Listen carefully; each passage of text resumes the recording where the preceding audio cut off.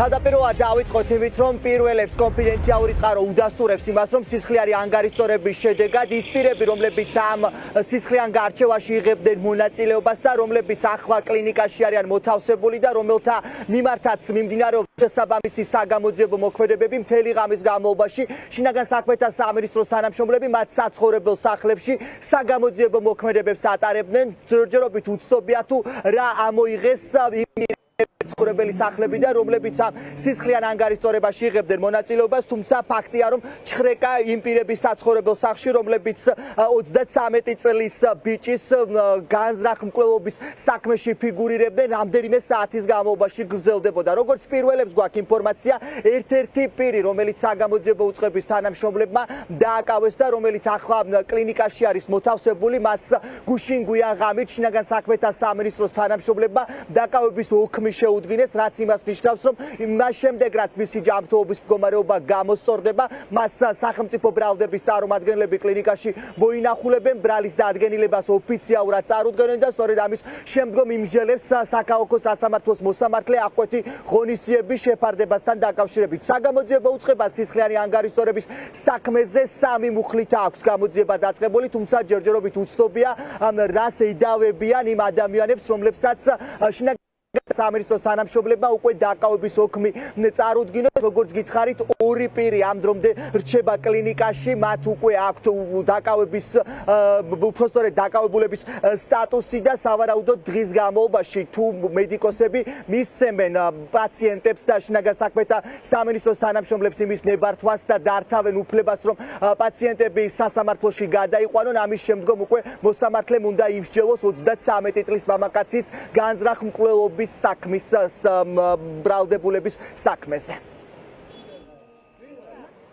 ფიზიკური მდგომარეობიდან გამომდინარე ინფორმაცია გამოკითხვის სახით პოლიციისთვის არ მიუწოდებია, თუმცა ჩემთვის რაც არის ცნობილი, რამდენიმე საათი იმყოფებოდა პოლიციის სამმართველოში იმ მდგომარეობაში, როცა მას გადაუდებლად ესაჭიროებოდა ოპერაციის ჩატარება და უკვე სამმართველოდან გადაყვანილი კლინიკაში და ჩაუტარეს ოპერაცია.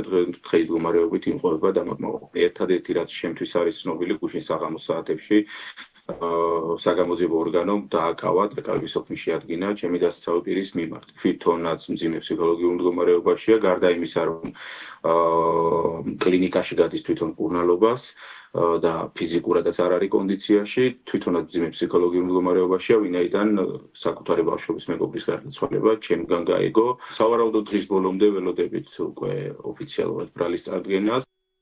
დედაქალაქის ცენტრის ერთ-ერთ საცხოვრებელ ბინაში მომხდარი სისხლიანი ანგარიშწორების შედეგად კიდევ ერთი პირი არის მოთავსებული კლინიკაში. ჩვენ რამდენიმე წუთის წინ ვესაუბრეთ კლინიკის ხელმძღვანელს, რომელიც ამბობს, რომ დაკავებული უпростоრედ მამაკაცი, რომელიც აქ სასწრაფო სამედიცინო დახმარებამ შემოიყვანა, მას ჩაუტარდა სასწრაფო ოპერაცია, მას საფრთხე არ ემუქრება, როგორც თავად მედიკოსი ამბობს, რამდენიმე დღის განმავლობაში ახალგაზრდა მამაკაცი კლინიკაში იქნება მოთავსებული. ჯერჯერობით ჩვენი ინფორმაცია იმ მამაკაცთან, რომელიც ახლა Global Medis კლინიკაში იმყოფება, საგამოძიებო უწყების თანამშრომლები არ შესულან. მედიკოსები ამბობენ, რომ ჯერჯერობით ისინი არ გასცემენ რეკომენდაციას იმის შესახებ, რომ პოლიციელებმა მოინახულონ ის და სისხლიანი ანგარიშწორების დეტალები პაციენტმა საგამოძიებო უწყების თანამშრომლებს მიაწოდოს.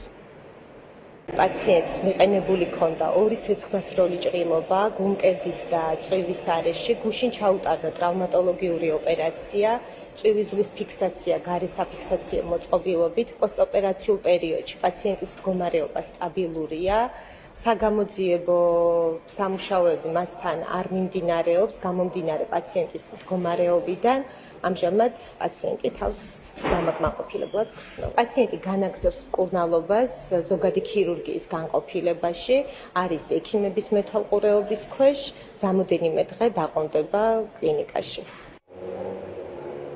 ნიკოლოზ ქარელაშვილი სწორედ ეს არის პირი, რომელიც სწორედ ამ სისხლიანი ანგარიშწორების შედეგად გარდაიცვალა. ვრცელდება ინფორმაცია იმის შესახებ, რომ სწორედ ნიკოლოზ ქარელაშვილი საცხოვრებელ ბინაში მოხდა ურთიერთშელაპარაკება ახალგაზრდა მამაკაცებს შორის, რის შემდეგაც ერთ-ერთმა პირმა ცეცხლსასროლი იარაღიდან გაისროლა. სწორედ ამ გასროლის შედეგად დაიჭრა ნიკოლოზ ქარელაშვილი. შინაგან საქმეთა სამინისტრო ამბობს, რომ მიმავის მიზეზით ნიკოლოზ ქარელაშვილი გავიდა საცხოვრებელი სახლის აივანზე, რის შემდეგაც ის აივრის სართულიდან გადმოვარდა, თუმცა სხვა ვერსიაზე საუბრობდნენ ადგილობრივები, რომლებიც ამ სისხლიანი ანგარიშწორების მთავარი თვითმხილველები არიან. ისინი ამბობენ, რომ ამ ანგარიშწორების შედეგად ნიკოლოზ ქარელაშვილი მე-7 სართულიდან გადმოაგდეს.